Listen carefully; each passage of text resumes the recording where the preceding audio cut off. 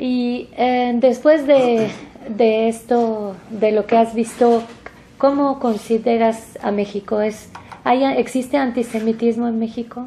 Hay antisemitismo en cualquier lugar del mundo. No hay un lugar del mundo donde no haya antisemitismo.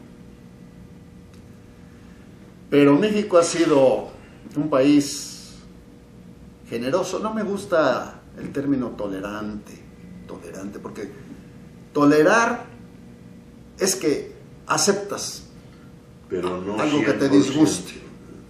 Partes de que te disgusta y lo aceptas, entonces toleras. Es condicionado. Es cierto, no había pensado en eso. Así es de que no lo uso, aunque podría aplicarse también, pero México fue un país generoso. ¿Cómo es posible que mi papá, que no tenía dinero, que no tenía el idioma, que no tenía la religión de la mayoría de los mexicanos, pudiera venir,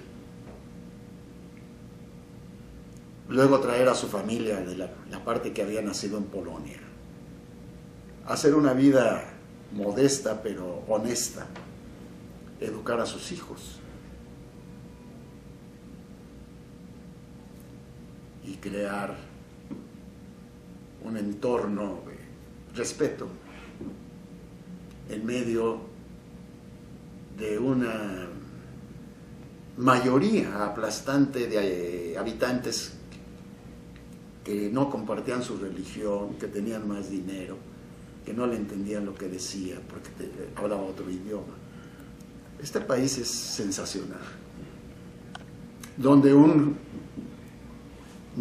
muchacho sin ninguna influencia que tocó las puertas para que le dieran trabajo, se lo dieron llamándose Jacobo Zabludovsky, que en aquella época era Who.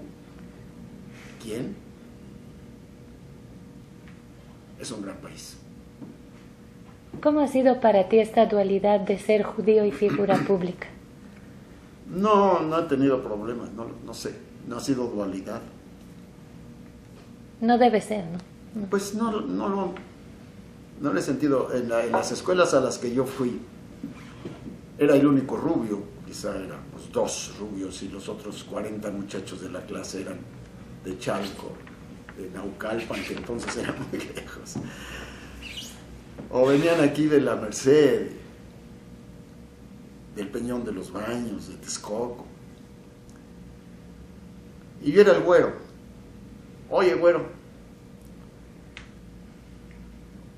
Otro era el panzón, otro era el chaparro, otro era el cantinflas.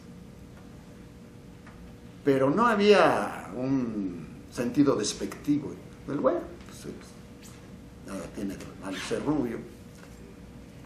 Pero no hubo ninguna agresión de carácter religioso o racial. Por lo menos no que tuviera importancia. Y luego cuando fuiste figura pública. ¿Sabes qué pasa? Que yo no me di cuenta de eso. Porque mi carrera ha sido de subir peldaño por peldaño. Sí, no me dio el vértigo de la altura. No subí en un elevador, subí a pie, paso a paso. Porque hay quien se sube a un ladrillo y le da el vértigo de altura. No fue mi caso. No fue mi caso. Todo me costó trabajo. El público te lo recompensó, la verdad te lo recompensó. La verdad sí, estoy muy agradecido, sobre todo cuando salí de Televisa, porque en primer lugar salí por mi propia voluntad, renuncié, cuando estaba yo muy bien en Televisa, por razones personales, no vienen al caso. Y de eso, hoy que hablamos, se van a cumplir 12 años de que salí de Televisa. ¿Ah, sí? Cuando estuve en Televisa, ese apoyo del público yo nunca pude separar cuánto era hacia Televisa y cuánto era hacia mí. Pero siempre estuve consciente de que lo importante era el medio, no yo. Lo importante es la televisión, no yo. Cuando salí de Televisa y volví al radio de donde yo surgí, y vi que respondió la gente. Y cuando luego empecé a escribir una columna semanaria en el periódico El Universal, y vi que la gente visitaba el internet para leerlo y que me lo comentaba cada lunes, entonces sentí una enorme satisfacción, porque era por mí. Ya se había separado esa enorme maquinaria fantástica que es la televisión, y especialmente Televisa, que es tan importante. Y era yo. Mira, la Divina Comedia empieza diciendo: a la mitad del camino de la vida me encontré de pronto en una selva oscura. Y muchos estudiosos de Dante Alighieri se preguntan, ¿qué quiso decir? ¿O qué edad tenía cuando dijo la mitad del camino de la vida? Entonces calculan que en esa época el promedio de vida era 60 años. Pues tenía 30. Para mí, la mitad del camino de mi vida fue el día que salí de Televisa. Y empecé la segunda mitad. Apenas llevo 12 años. ¿Por qué? Porque es otra vida. Estuve muy contento en Televisa. Llegué a lo máximo que se podía ser, vicepresidente de todos los noticieros de Televisa, todos los de radio, todos los de televisión.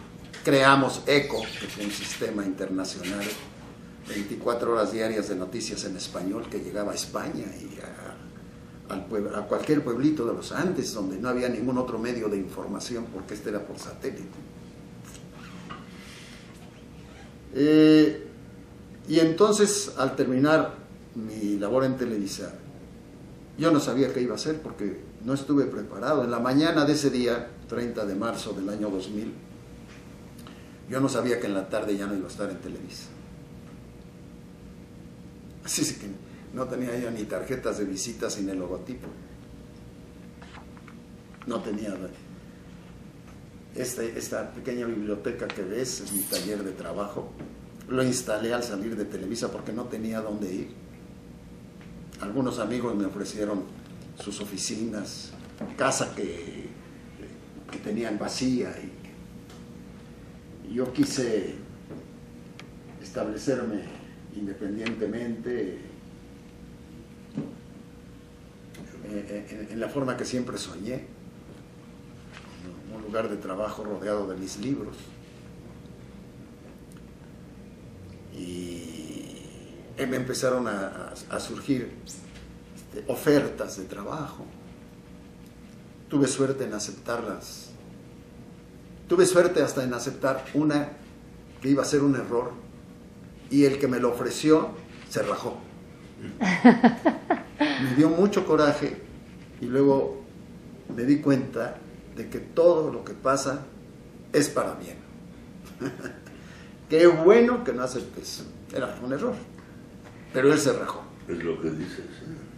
De los reportajes que has hecho, ¿de cuáles te sientes el más orgulloso? Digo, has hecho los mejores, ¿no? Me siento orgulloso de haber comido con David Ben Gurión en Sde Boker, de haberlo escuchado. Me siento orgulloso de mi relación con Isaac Nabón, presidente de Israel, sefardita, que habla ladino, una belleza. Y de que me recibiera en su casa del Jerusalén Viejo.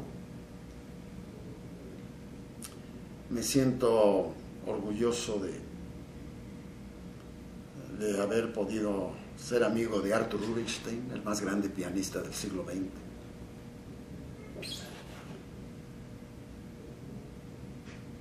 de haber acompañado a Diego Rivera y a Frida Kahlo y de haber comido en su casa varias veces. Me ha dado muchas satisfacciones mi profesión. Es una pasión, ¿no? Es una pasión. Una pregunta. Dicen que Israel tiene un problema de comunicación. Si tú pudieras darle algún consejo, ¿cuál sería? Yo no estoy para darle consejos a Israel, sino para recibirlos de Israel. No. Pero soy, como una opinión no me tuya. siento tan... No llego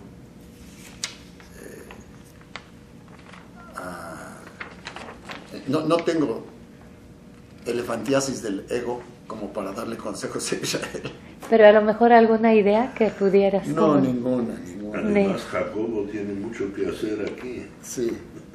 Sí. ¿Qué opinas del periodismo hoy en México? Pues yo creo que estamos en muy buen momento, porque después de 70 años de que un solo partido político acaparó no solo los 3 poderes fundamentales constitucionales, sino también los poderes fácticos, es decir, los sindicatos obreros, los sindicatos patronales, la iglesia, los periódicos. Después de 70 años de que la opinión de un partido prevalecía sobre las ideas y las opiniones, entramos a un periodo de camino hacia la democracia en el cual estamos actualmente. Y los periodistas tenemos una gran oportunidad de ejercer nuestra libertad de opinar. Yo estoy muy contento porque conocí lo que fue aquello y me moví dentro del margen de las posibilidades, como todos los periodistas lo hicimos, unos más, otros menos, pero todos estábamos ahí. Y ahora, el que no ejerce la libertad de crítica o no ejerce la posibilidad de hacer un periodismo de investigación y de luchar contra la corrupción y la ineptitud y el dispendio equivocado, el que no aprovecha esa oportunidad, pues está desperdiciando lo mejor del periodismo, que es el poderte expresar libremente. ¿Qué opinas de los colegios judíos y de la educación? Creo que son una estructura fundamental de la educación y la cultura de la comunidad judía en México. Cuando llegaron los primeros inmigrantes judíos ashkenazitas de Polonia, de Lituania, de Rusia, de la Unión Soviética en aquella época, no tenían que comer, pero de los primeros centavos que ganaron, destinaron parte a comprar tierra para un panteón, a establecer una escuela y a establecer una sinagoga. Y desde entonces, ya vamos para 100 años, los colegios judíos han sido una piedra decisiva para la construcción de esta casa que es la comunidad judía en México. Mi tía, Dele, fundó y fue directora hasta el día de su cierre de la Naye Yiddish Schule. Así es de que estamos un poco involucrados en todo eso. Aunque yo nunca fui. Mi hermano sí fue a la escuela israelita de México. Era 4 años mayor que yo. Yo nunca fui. Mi papá me inscribió en la escuela pública más cercana a la casa. Estaba a 30 metros de las vecindades donde yo viví. Pero no haber ido no me hace ajeno a una realidad muy positiva, que es el producto del esfuerzo original que lo vemos en todos los profesionistas que han salido de las escuelas israelitas de México. Creo que estoy alargando mucho las respuestas. No, es muy interesante. Más concreto. La hermana no, yo creo es Vele Sabrudowski, yo la conozco. Es mi tía. Ah, es tu tía. Mi hermana murió y mi hermano Pero murió. bueno. Mi hermana, mi tía, mi papá eran 11 hermanos, él era el segundo de los 11.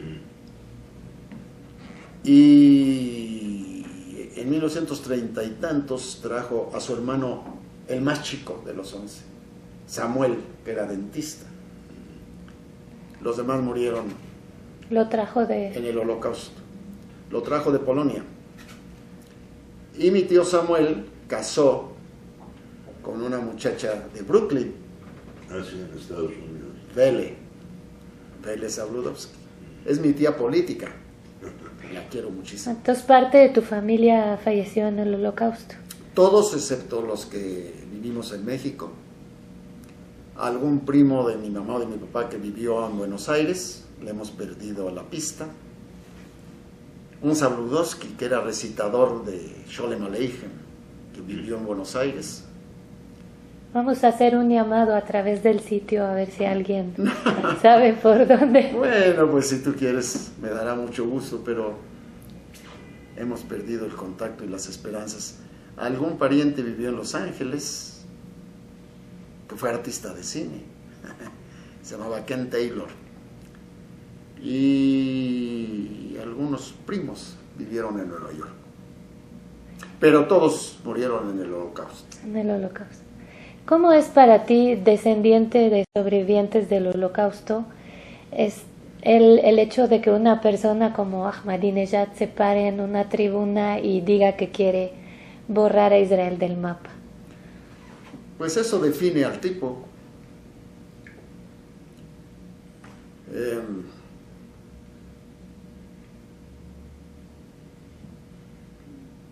Yo creo que este tipo de manifestaciones antijudías, porque no es contra un Estado, es decir, los antisemitas dicen que aman a los judíos pero odian a Israel porque es imperialista. Eso es falso.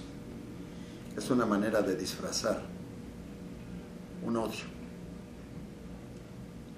No se puede ser en la mañana blanco y en la tarde negro. O eres o no eres. Pues yo creo que en cualquier momento Israel tiene la respuesta a un desafío de ese tipo. Ok. Ahora la pregunta obligada, ¿cuáles son los 3 libros que han marcado tu vida?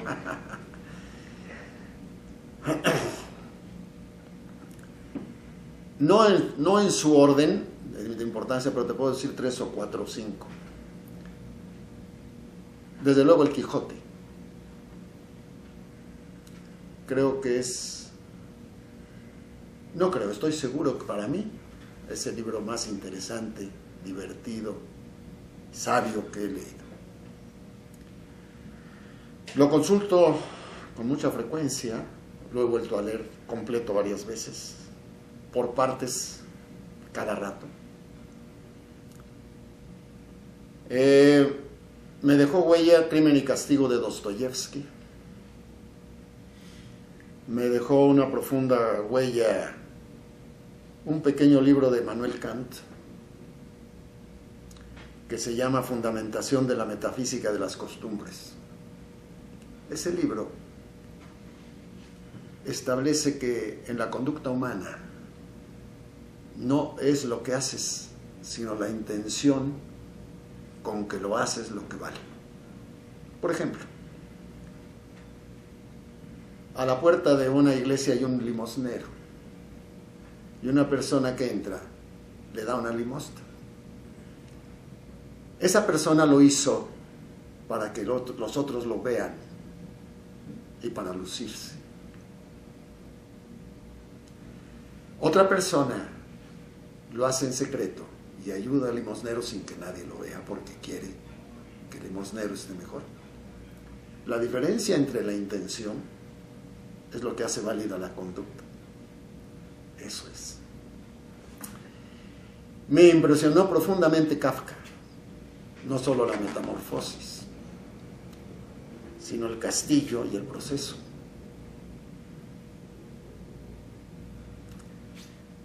Charles Dickens.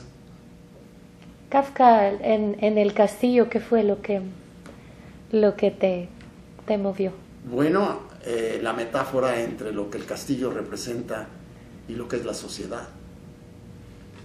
Y en el proceso, el absurdo de que alguien que no tiene ninguna culpa sea condenado a muerte, sea condenado. Y lo mate. Esto sucede a veces en México, ¿no? No, pues eso sucede en todas partes En todas del mundo. partes, sí. Pero Kafka lo hizo genialmente. Me impresiona Borges, para ponerlo, Gabriel García Márquez, de quien soy muy amigo por fortuna, y a quien acompañé a Estocolmo cuando recibió su premio Nobel. Es una larga historia con García Márquez, pero desde luego 100 años de soledad.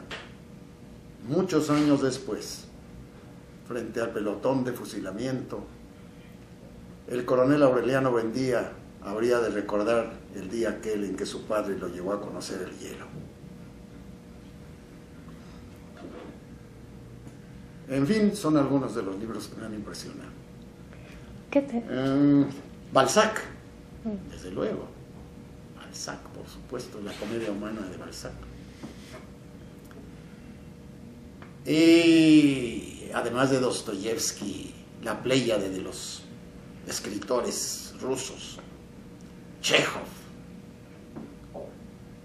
con sus cuentos, La dama del perrito, Gogol, El capote o el abrigo, Pushkin, poeta, Andreyev, Turgenev. ¡Qué bárbaros! ¿Qué más quieres? ¿Quieres más? Todo un programa. ¿Qué te falta por hacer? Ahorita mi noticiero, ¿eh? Mi noticiero. Yo ya vengo de una junta. Ya. Ya. ¿Te paras muy temprano? Me paro a las 5 de la mañana todos los días. Desde siempre. ¿Mm? Desde siempre. Sí, hace muchos años. Y tengo una rutina, empiezo a recibir los periódicos en mi casa, recibo 6 diarios. ¿Alguno extranjero? Sí, el Financial Times, sobre todo el Weekend. Hay un Financial Times de Weekend. Los otros los veo en la computadora, pero en papel recibo 6 diarios más el Financial Times.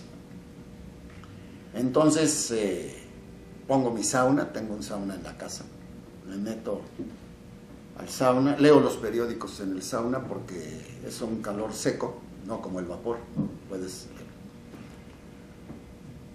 Me baño en agua fría todos los días, 3 veces, porque primero te echas el agua luego te enjabonas y luego te echas agua para quitarte el jabón y luego me vuelvo a meter al sauna un ratito y me vuelvo a bañar 3 veces con agua fría. No, qué bárbaro. Y entonces tomo un cafecito, veo, ya se levanta mi esposa, tomamos un cafecito rápido, no desayuno casi nada más que café, y café y una fruta. A las 8 de la mañana tengo junta en Radio Centro, somos unas 6-7 personas todos los días, planeamos nuestras travesuras que vamos a hacer, y entonces vengo para acá después, a las 9 de la mañana estoy aquí. Aquí estoy como hasta las 12 trabajando. Tengo mucho trabajo, muchísimo trabajo. Me ofrecen, ya no quiero más trabajo. A veces tengo que hacer un prólogo. Mucha gente cree que es muy fácil. A mí me cuesta mucho trabajo escribir. Y además, como tengo los dedos chuecos, en mis 2 computadoras, esta me la llevo a la casa, ¿ves? En las máquinas mecánicas, valga la redundancia, en que yo aprendí a escribir, si apretabas 2 teclas con un dedo, se atoraban. Nomás caía una letra sobre el papel. Aquí si pegas 2 teclas, Las dos letras salen en... Entonces me la paso corrigiendo.